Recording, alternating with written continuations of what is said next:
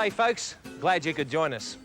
Well, tonight I catch up with American ventriloquist David Strassman, and together we fish the banks of the mighty Yarra River in Melbourne. And Bushy and Steve Starling head north to the Cape York Peninsula for some fantastic fishing. We hope you enjoy it.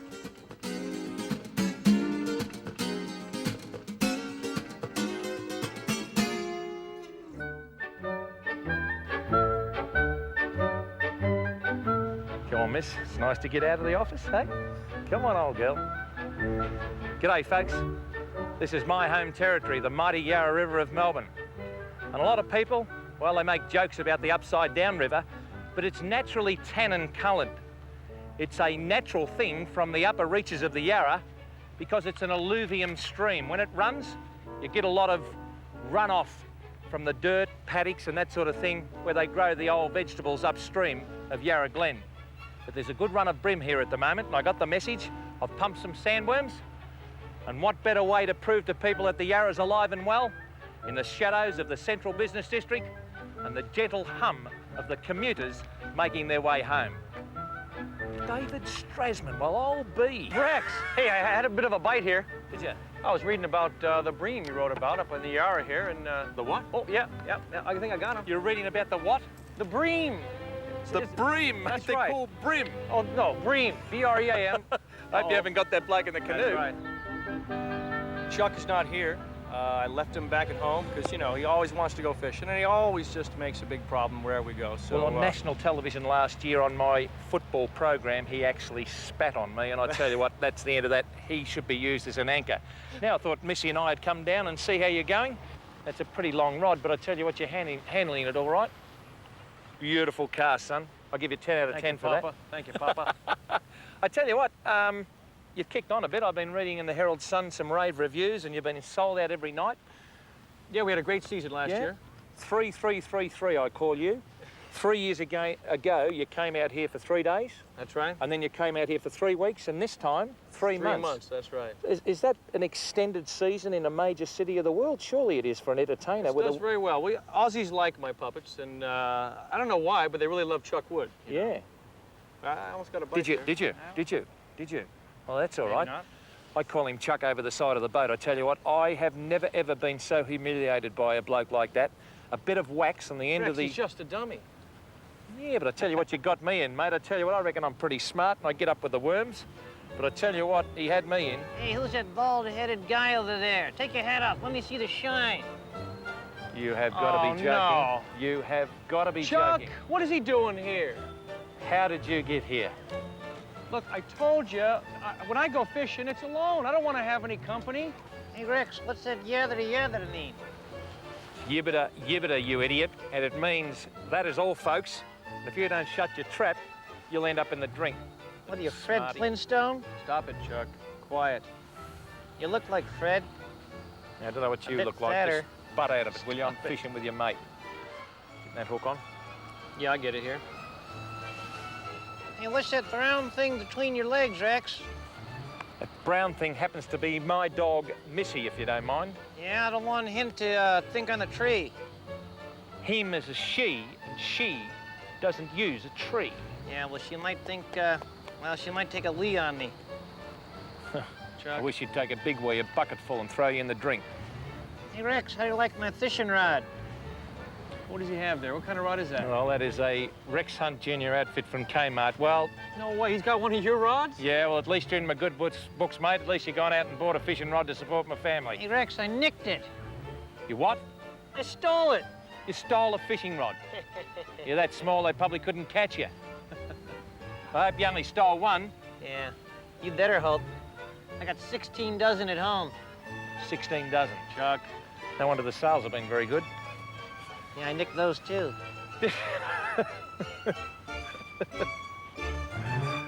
Can't believe I'm talking to a dummy. Well, how do you know how I feel? He's quick. Now, what do you think? The bigger the bait, the bigger the fish. Yeah, I do. Particularly when there's a lot of small fish around. I think if you use small baits, you're only going to consistently get small fish. But if you put a big bait on and the little fish go in, I've found that a lot of the time the little fish create that commotion and the That's big fish goes in and says, hey, away with you guys, and then he goes bang. Right. Oh, there was a bit of a touch then. Sure that wasn't my rod hitting No, your it wasn't, line. but it's only a small brim again. Right. But I tell you what, I'm not overly disappointed. People say, oh, they're only small brim, but this is the lifeblood of next year's fishery, and you've really got to protect it. What's the world record for brim? Oh, it's about There we go. 7 pound, you know, but that's a fish in its first year. Yeah. Nice and full in the stomach, beautiful silver colour, and once again the hook is well down and we just give it out. Now that's a male, there's the sperm, and even at that stage they do in their first year breed, so they're like rabbits. So, what's up, Doc? Don't you say a thing, just keep your mouth shut. Faster! Faster! Faster, girls! Faster! I love making them laugh. Got him on? Yeah, he's Good on. man. Oh, it's a small brim though. Doesn't matter. I'm calling it brim. You're even saying brim now. Yeah. Oh, but that's terrific. Oh, man, you Terrific. guys got one? Yeah, we've got one. So Yeah, just, Chuck, too yeah. bad. Oh, good on you, David. There you go. Yeah. I'm actually gonna sit up for this one here. Yeah, look, this is just fantastic, folks. I tell you what, Yeah. next year these will be very, very good fish. So the brim alive and well. I'll just get that hook out there like that. I dare you to kiss him. Oh, well, I On will. the backside, Rex. No, certainly not on the backside. Oh, I can't believe I did this. So David Strassman, an international renowned ventriloquist, and I've been practicing that word with a mouthful of peanuts all week. It's great to catch him, and once again, folks, it just shows that fishing is a great leveller. Whether you're a Supreme Court judge or you're sleeping under a tree like me, together we're fishing, we're all the same. And great to see you, That's David. right. My pleasure, Rex. And we hope that next time you come back to Australia, we can do something again with David Strassman, the ventriloquist. That sucked, Rex. Quiet, Chuck. Thank you very much. I'll see you after the show. I'm on. Steve's on, you beauty. Oh, yes.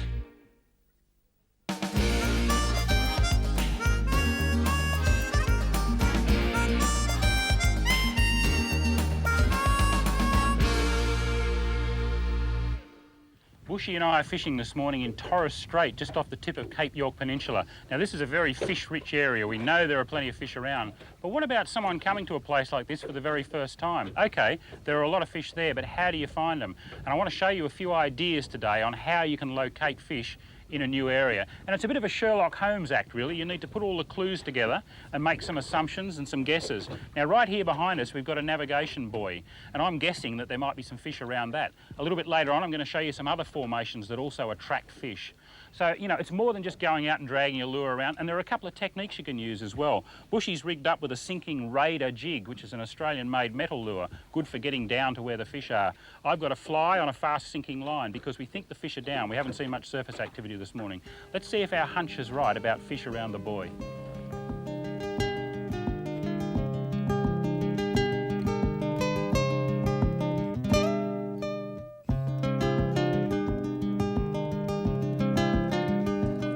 Yes!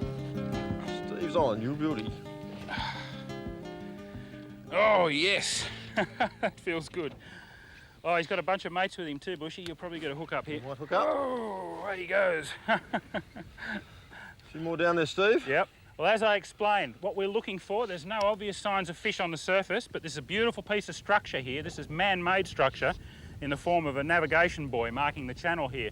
And so often there are fish around those. There's a cable hanging underneath it. It's encrusted in all sorts of marine growth, and it attracts fish. This is a fairly bland area with just a sand or mud bottom, and wherever you've got an obvious piece of structure like that, chances are you'll find fish. It's a great place to start. I'm on too. Oh, woo!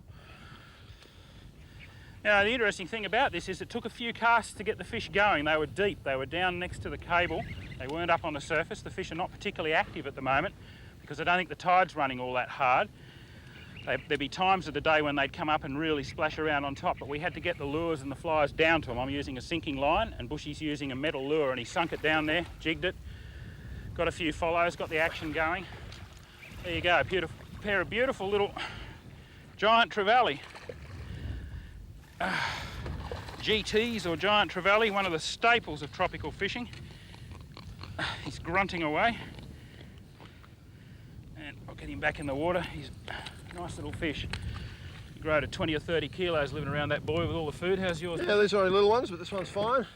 Give him a little bit of a swim. Good stuff. Well, there you go. The first kind of structure we fished was man-made. Now let's go and have a look at some natural formations.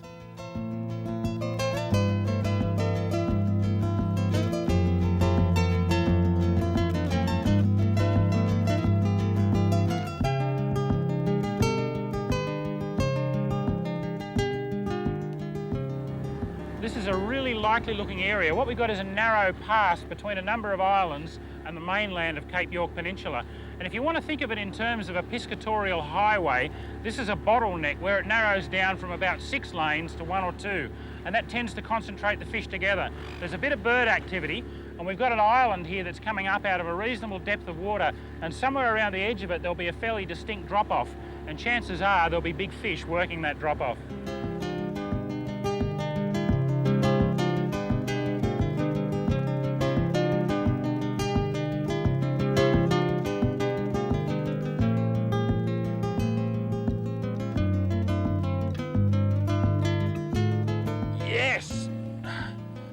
Trolled nearly around the island, and we were coming over some coral drop-offs and bommies, and there had to be something there. We could see the bottom, and sure enough, it's a little coral trout. Not a real big one, but that's the sort of thing we're after. And he's definitely not big enough to worry about keeping that bloke. Well below the legal length anyway for Queensland.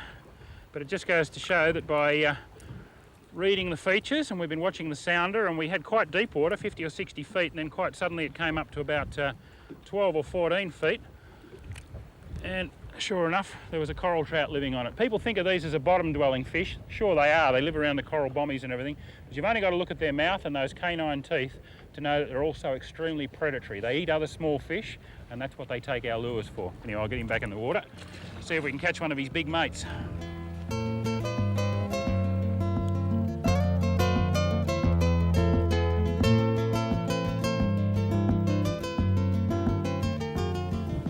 Something here, Steve. Yeah. Feel that big. Had to be something under all those birds and stuff, didn't there? Yeah. Whoa. It's a little. Oh, it's a Watson's Leaping Bonito. Of course, I knew that. Watson's Leaping Bonito. Pull him up. Yeah, what a little beauty. Watson's Leaping Bonito. You can tell by the dark on the dorsal fin there and the broken bars. I'll tell you what we might do is hang on to him for bait, Bushy. They're a superb bait. We might catch a big Spanish mackerel or something on that later. Right. Well, it just goes to show it's a pretty quiet day, but by working the right areas, watching the birds, the current boil-ups, working the areas where the current flow is constricted by islands and the mainland, we're still able to catch a couple of fish on a day when a lot of people might have drawn a blank. So use your brain, use your eyes, and you can usually outsmart fish. They've got 300 million years of evolution behind them, and their major instinct is survival. But we're a lot smarter than any fish. And if you use the old grey matter, you'll catch them, even on the quiet days. Oh, come out of there! Come out of there!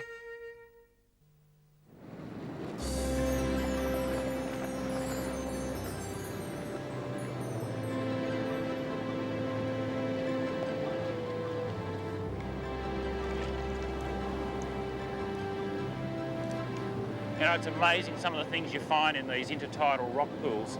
As well as things like starfish and sea urchins and sea anemones, there's also a lot of organisms here that we can use as bait.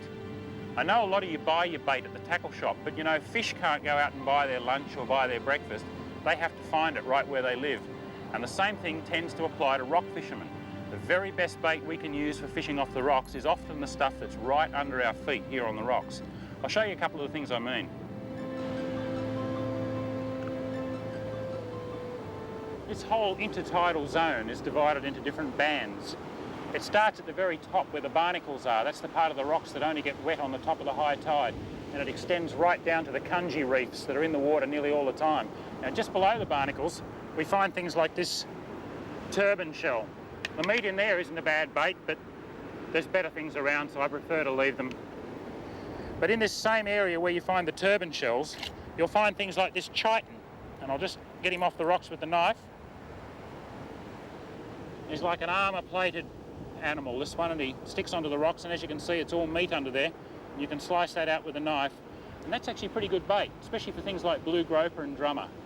Not a bad bait if you can't get further down to harvest some of the other things. In the same area, we find a lot of these limpets.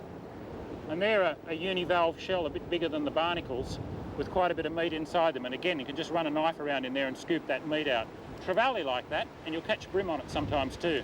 But again, there's better baits further down. But these are good ones for when the sea's a bit too rough and you can't get at the crabs and the kunji. This is a kunjivoy or kunji, also known as a sea squirt. If you press on it, water squirts out. Now it has a tough leathery case, but inside there's a soft-bodied animal that makes a very good bait. What we do is just use a knife to cut the lid off, lift it away, scoop out the rest of the meat inside. Now we've got quite a bit of meat here right under the lid and a lot more down in the base. And that's a great rock fishing bait for things like black drummer, silver drummer, blackfish, brim, you name it. Just about anything that lives around the rocks will eat kunji at one time or another.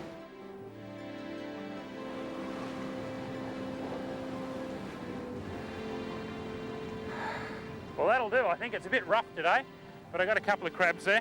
As you can see, the way I got them was to put my hands into the cracks, run along and feel for the crabs. Now, it takes a little bit of nerve to do it the first couple of times because you feel some pretty strange things in there, but if you stay up in this area of the intertidal zone where I talked about where the crabs live, just above the kunji, below the barnacles and below the limpets, you're not going to run into anything much other than crabs. Now, they live in those cracks in amongst the weed, especially that short red weed. And I've managed to catch the two species that are most common there. What I've got here are the green crabs, or the scotchies, and that's that bloke there. And he has a very thick, solid shell, very powerful claws, and he'll give you a good nip. This one's trying to have a bit of a chew on me at the moment. Now, he's a pretty good bait, but because he's got such a thick shell, a lot of fish avoid eating him. The better crab for bait is this one, the red crab. And that is the #1 bait for big blue groper along this stretch of the coast. You'll also catch things like drummer. If you cut it up, you'll catch brim, you'll catch snapper, you'll catch just about anything, in fact, that feeds in along these ocean rocks. Well, there we go. That only took a few minutes, and I've got enough bait to go fishing now for half an hour or so. I haven't overdone it. I've stuck to all the bag limits and size limits for these various invertebrates, and that's pretty important. You've got to be careful not to take any more than you need.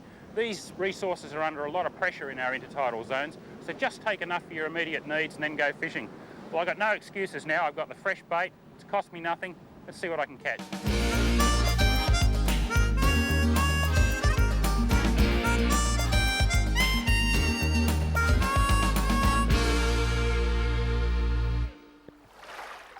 Marvellous thing, nature, as the build-up to the wet season continues in the Northern Territory. And that's what the top end is all about. They have a dry season and we're coming into a wet season. So in a few weeks' time, these creeks could be in heavy flood. But now after the dry, they're tidal, and there's some beautiful little areas which have been caused by the last flood. And what I like to do is just shore-based fish, keeping in mind that we have the guide on the lookout all the time for our friends about 12 foot long that eat human beings. We try and get as close as we can to the foliage that has been driven down by the flood and, oh, come out of there, come out of there, come out of there, my friend. And I reckon it's a Mangrove Jack, not as deeply coloured as the normal ones you'd get up in the jungle, but lure-grabbing dynamite. Absolute lure-grabbing dynamite, these things. They are one of the best eating fish in the sea. Have a look at the artillery in there. Beautiful sharp teeth for hunting. Beautiful eyes that sort of see these magnificent Rapala lures go past and go bang. Now what I'm going to do is just hold you there for a minute, mate, until you start to behave yourself. I'm not going to hurt you. I merely want to hold you so you can't spike me. So there's one gone, and if you're just patient, the old fella can let you go. You see, I want to look at you, but I want to put you back. And I'm going to give you a kiss on the cheek and a little bit of a cuddle, because those teeth, worse than Dick Emery. So there you go, mate. He's off. Now what we do now is have another cast. We've been into this area here, and what I might do is try and get up into that foliage there where Harry's zooming in now and see if there's anything else up in there. Allow the lure to sink and then bring it back. Oh, he had a go at it, he had a go at it. There was a flash then. Right, we're in with a bit of a show here now because we've got a fish that's interested. And we have got him too. Now, there's a lesson for the young folk. Now, you're sitting back there watching me and Mum and Dad are having a good old chuckle and say, have a look at this idiot. But there are the lessons for young players to study the environment. To study the environment like you study at school, because you kids are the answer to keeping this planet to what we know it. Another Mangrove Jack out of an almost impossible situation, and that's beautiful. But fair dinkum, folks, we've got to pull our finger out, look after the environment, and we are the solution to water pollution. And let's just bandy together to make sure we hand over this planet to the next generation and they can come here and have fun like this.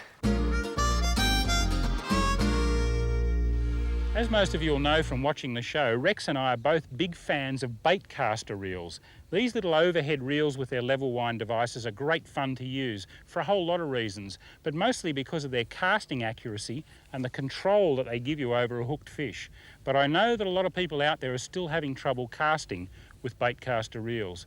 And what they tend to do is get backlashes or overruns, and that's a tangle caused by the fact that the spool is spinning as the lure or sinker goes out through the air. And if it spins out of control, loose loops of line fly up, and that's what we call an overrun or a backlash. Now, if you go out on your first trip with your brand new bait caster and you get a big overrun or a backlash, you're just as likely to come home, throw the rod and reel in the corner of the garage and never use it again. And that's a real shame, because they are top reels. Now, these days, the good ones made by companies like Shimano come with anti-backlash devices built into them, and you should use those devices. Don't be afraid to crank them right up to their maximum setting. These devices either use little magnets or a centrifugal control to slow down the speed of the spool at the end of the cast when the lure or the sinker is decelerating, and that's when you get into trouble. So tweak that right up to maximum, and then wind the lure to within about 20 or 30 centimetres of the rod tip, free spool it, in other words, take the reel out of gear, and let the lure or sinker drop towards the ground. Then reach over, and there's a bearing cap here on the right-hand side of the reel, and you can actually tighten that up until the lure or sinker stops dropping towards the ground. What it's done is applied pressure to the end of the axle that runs through the middle of the spool. Then just back it off just a touch until the lure starts to drop again, and you're ready to cast. With your backlash control up to maximum, your bearing cap tweaked up, you shouldn't have any problem casting as long as you stop the spool when the sinker or lure hits the water. Not a problem. Start off like that. All right, it's going to reduce your casting distance just a little bit, but as you start to feel a bit more confident with it, back off the anti-backlash device just 1 or 2 settings, and maybe even an 1/8 of a turn on the bearing cap, and suddenly you'll be casting further and further. So take it one step at a time. Don't try and cast over the horizon when you first go out there. Use the controls that are built into the reel, and casting with a bait caster will become the joy that it should be. Next week on Rex Hunt Fishing Adventures, I catch up with my old broom fishing mate, Judge Cole Roberts, and we fish together the Disaster Reef. And Steve Starling has some great advice for landing those magnificent golden perch from Lake Windermere in New South Wales. Well, she's Porky Pig time again, folks, the old yibbida yibbida. And remember, kids, get hooked on fishing and not on drugs. It's a heck of a lot more fun. We'll see you next week. Hey, get out of here. I'm fishing. Yeah. Man, you never get any privacy around here, you know. I'll tell you. Oh, just a nice day in the Yarra. Oh, yeah. The wind, I love the wind, the sun in my hair. Oh, oh, oh, oh. Now there's a sport right there. Hey, guys, you're not rowing fast enough.